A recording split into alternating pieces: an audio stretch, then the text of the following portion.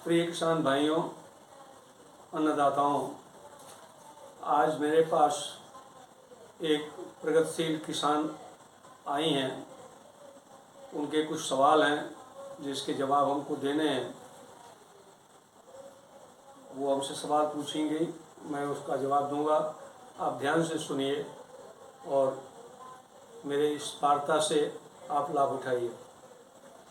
जैविक कृषि से किसान भाइयों को क्या लाभ है? इनका सवाल है किसान भाइयों की जैविक खेती से क्या लाभ है। तो मैं बताना चाहता हूँ, भूमि की उपजाऊ क्षमता बहुत बढ़ जाती है। सिंचाई के अंतराल में वृद्धि हो जाती है। मतलब यदि आप सिंचाई 10 दिन के अंतराल पर करते हैं या 15 दिन के अंतराल पर कर सकते हैं, तो इसको 20 दिन के बाद भी आप सिंचाई कर सकते हैं। इस हिसाब से सिंचाई की संख्या कम हो जाएगी। फसल की उपज बढ़ जाती है, उत्पाद का गुणात्मक सुधार हो जाता है, भूमि की जल धारण क्षमता बढ़ जाती है। जैविक खेती का मिट्टी पर क्या प्रभाव पड़ता है? किसान भाइयों, जैविक खेती करने से भूमि का जल स्तर बढ़ जाता है। मिट्टी, खाद्य पदार्थ और जमीन में पानी के माध्यम से होने वाला प्रदूषण काफ़ी कम हो जाता है। कचरे का उपयोग खाद बनाने से रिसाइकिल हो जाता है। कचरा वातावरण गंदा नहीं होता है और जिससे बीमारियां नहीं फैलती हैं, बीमारियों में कमी आ जाती है और फसल उत्पादन में लागत में कमी होती है। कम पैसे लगते हैं क्योंकि खाद पर हमें खर्च नहीं करना पड़ता है। अंतर्राष्ट्रीय बाजार में जैविक उत्पाद की गुणवत्ता बढ़ जाती है, जिससे आपके उत्पाद का मूल्य बढ़ जाता है और आपको अधिक लाभ होगा। जैविक खाद कौन कौन से होते हैं? किसान भाइयों, जैविक खाद तो बहुत ही प्रकार के होते हैं, लेकिन उसमें से कुछ का नाम मैं इनको बता रहा हूँ। जैसे बायोगैस स्लरी, वर्मी कंपोस्ट, हरी खाद, जैव उर्वरक, गोबर की खाद, कंपोस्ट खाद, मुर्गी का खाद और खलियाँ।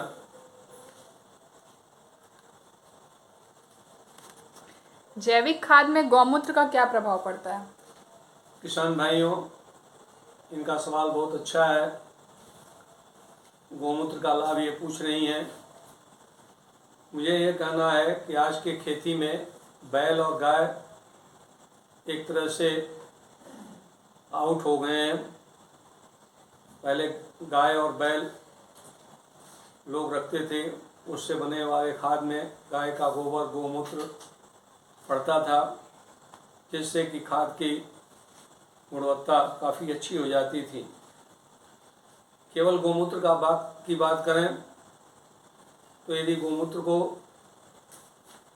कांच की शीशी में आप धूप में रखें और इसका छिड़काव करें तो फसलों में रोग और कीड़े कम लगते हैं।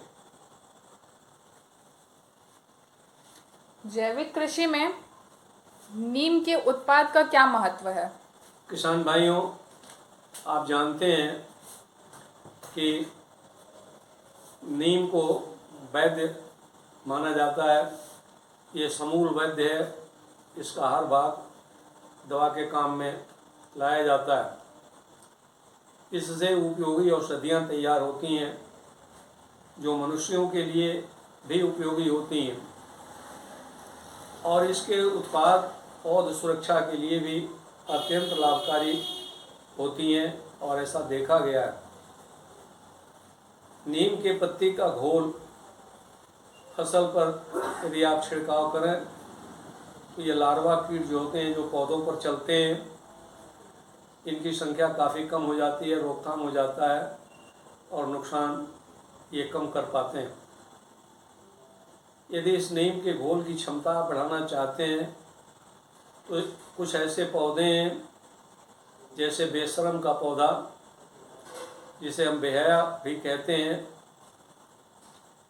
धतूरा की पत्ती, तंबाकू की पत्ती और बेहया की पत्ती को मिलाकर नीम के घोल से काढ़ा बनाएं और यदि इसका आप प्रयोग करें तो कई प्रकार के कीड़े मर जाते हैं।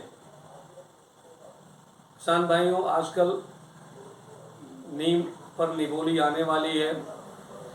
नीम का फल, उसे आप तोड़ लें, 2 किलो निगोली तोड़ लें, पीस कर चटनी बना लें और उसमें 2 लीटर गाय का गोमूत्र ताज़ा डालें और लगभग 10 लीटर या 10 किलो मट्ठा, जिसे हम छाछ भी कहते हैं, मिलाकर 4 दिन रखें।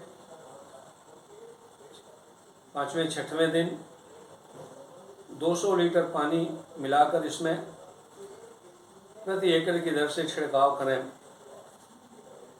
तो बहुत सारे कीड़ों का और रोग का रोकथाम हो जाता है। और कोई ऐसा पौधा बताइए जो जैविक खेती में काम आता हो।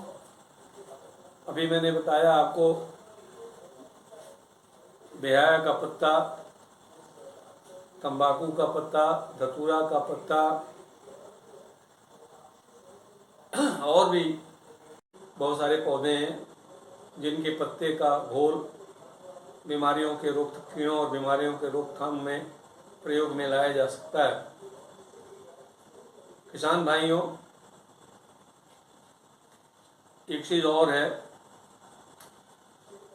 जैसे यदि आपके खेत में दीमक, आजकल बहुत जगह समस्या होती है, वाइट ग्रब होते हैं ज़मीन में, खास तौर से मूंगफली में वाइट ग्रब बहुत लगता है, तथा अन्य कीड़े भी जो भूमि में होते हैं, लार्वा होते हैं, तो नीम की खली यदि आप भूमि में डालें तो ये काफ़ी कम हो जाते हैं।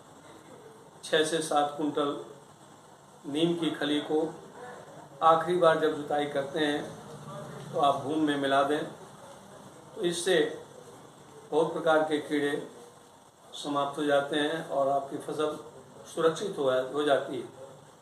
किसान भाई, और भी एक बहुत महत्वपूर्ण चीज़ है, इस खली के मिलाने से निमेटोड, जिसे हम सूत्रकृमि भी कहते हैं, इससे बहुत सी बीमारियां होती हैं, जैसे रूट नॉट निमेटोड एक बहुत भयंकर बीमारी है।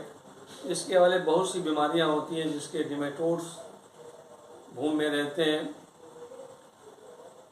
तो इस नीम की खली से वे मर जाते हैं और सूत्रकृमि से होने वाली बीमारियों से आपकी फसल बच जाती है।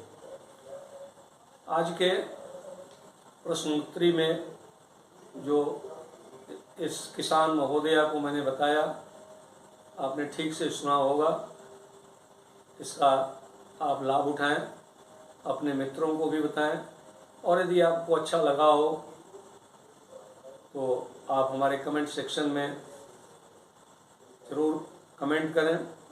यदि आपकी कोई और शंका समाधान करना हो, कुछ पूछना हो, और अवश्य पूछें, मैं प्रसन्न होऊंगा। बहुत बहुत धन्यवाद।